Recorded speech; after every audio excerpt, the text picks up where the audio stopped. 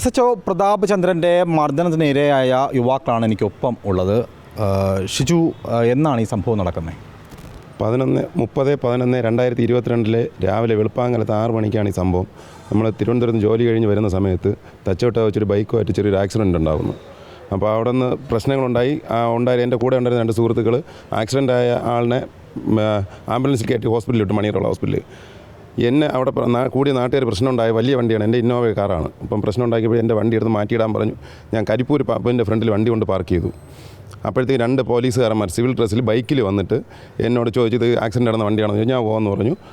അവരപ്പോഴും എൻ്റെ അടുത്ത് ചീത്ത വിളിച്ചും കൊണ്ടാണ് സംസാരിച്ചത്, തെറി വിളിച്ചാണ് സംസാരിച്ചത്. അപ്പോൾ എനിക്കറിയില്ല ഇത് പോലീസുകാരാണെന്ന്. ഓട്ടോമാറ്റിക്കലി ഞാൻ തിരിച്ച് പ്രതികരിച്ചു. അവരെന്നെ അപ്പോഴത്തേക്കും ജീപ്പ് വന്ന് ജീപ്പിൽ എന്നെയും കയറ്റി വണ്ടിയായിട്ട് സ്റ്റേഷനിൽ കൊണ്ടുപോയി.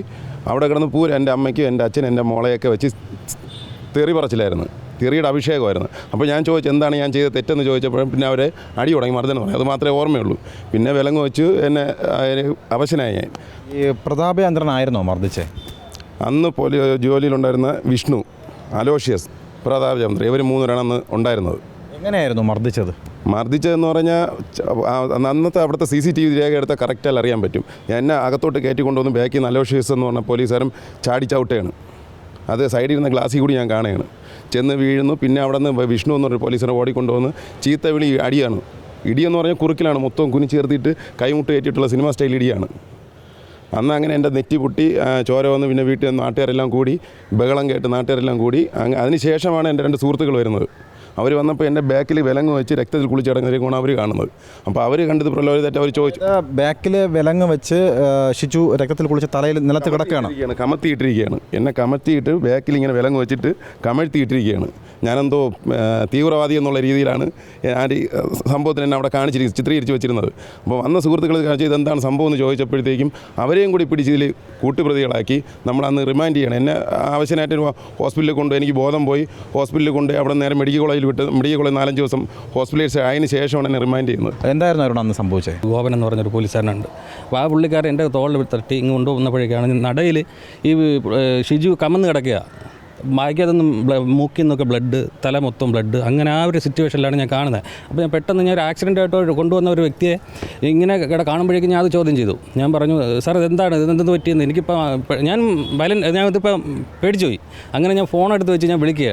ഫോണിനെ പിടിച്ച് വാങ്ങിച്ചിട്ട് ഗോപൻ അടുത്ത് ഞാൻ വീണ്ടും അവിടെ നിന്ന് പോയി ഫോൺ എടുത്തിട്ട് ഞാൻ എനിക്ക് വീഡിയോ പിടിക്കണം, ഇത് എനിക്ക് കാണിക്കേണ്ടവരെ കാണിക്കണമെന്ന് പറഞ്ഞപ്പോഴേക്ക് ഇവിടെ 2ാമതും ഫോൺ പിടിച്ച് വാങ്ങിച്ച് എന്നെ തള്ളി അകത്ത് കയറ്റിയിട്ട് ഇവിടുത്തെ സ്റ്റേഷനിൽ ഇങ്ങനെയാണ്, നീ ഇതിനപ്പുറം ഒന്നുമില്ല, നീ ഇത് തന്നെയാണ്, നീ തീർന്നെന്ന് പറഞ്ഞുകൊണ്ട് എന്നെ തള്ളി അകത്ത് കയറ്റിയാണ്.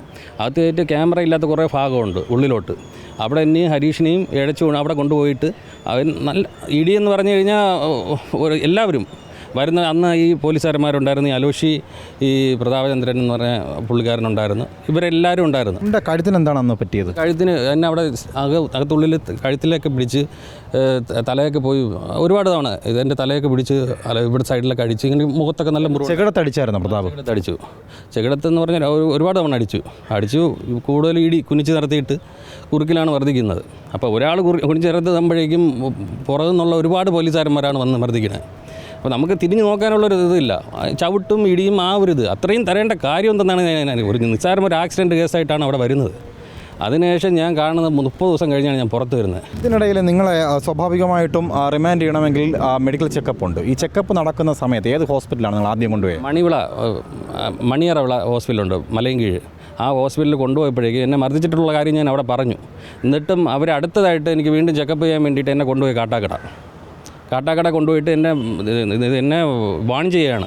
ഇത് നീ ഇടിച്ചെന്ന് പറഞ്ഞു കഴിഞ്ഞാൽ അതെന്നെ ഉപദ്രവിച്ചെന്ന് ഡോക്ടർമാരുടെ ആരെയും പറഞ്ഞു കഴിഞ്ഞാൽ നിന്നെ അടുത്ത് കൊണ്ടുവന്ന കാട്ടാക്കട സ്റ്റേഷനകത്താണ്. എന്നെ അവിടെ വെച്ച് ഇടിച്ച് റെഡിയാക്കും.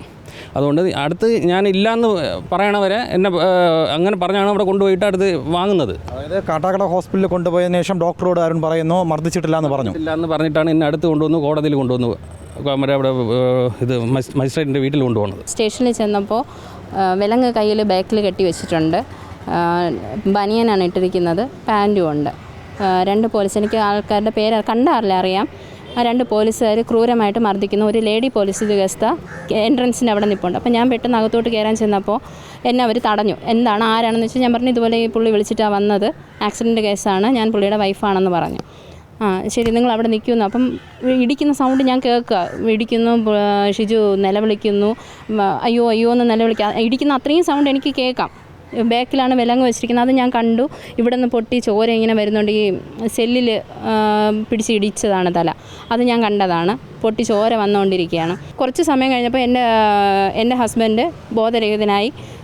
ആംബുലൻസ് ഞാൻ അറിയുന്നില്ല, ആംബുലൻസ് വരുന്നു, എൻ്റെ ഹസ്ബൻഡിനെ സ്ട്രക്ചറിൽ കയറ്റി മണിയറ ആശുപത്രിയിലേക്കാണ് കൊണ്ടുപോകുന്നത്. ക്രൂരമായിട്ട് മർദ്ദിച്ചതിന് ശേഷം ആശുപത്രിയിൽ എത്തിച്ച് അവിടെയും കള്ളത്തരം പറഞ്ഞുകൊണ്ടാണ് മെഡിക്കൽ റിപ്പോർട്ട് സഹിതം തയ്യാറാക്കി ഇവരെ ജയിലറയ്ക്കുള്ളിലാക്കി എന്നുള്ളതാണ് ഇപ്പോൾ യുവാക്കൾ പങ്കുവച്ചിരിക്കുന്നത്. വീഡിയോ ജേർണലിസ്റ്റ് വിനയൻ രാജനൊപ്പം reporter Arun Solomon, in reporter, Thiruvananthapuram.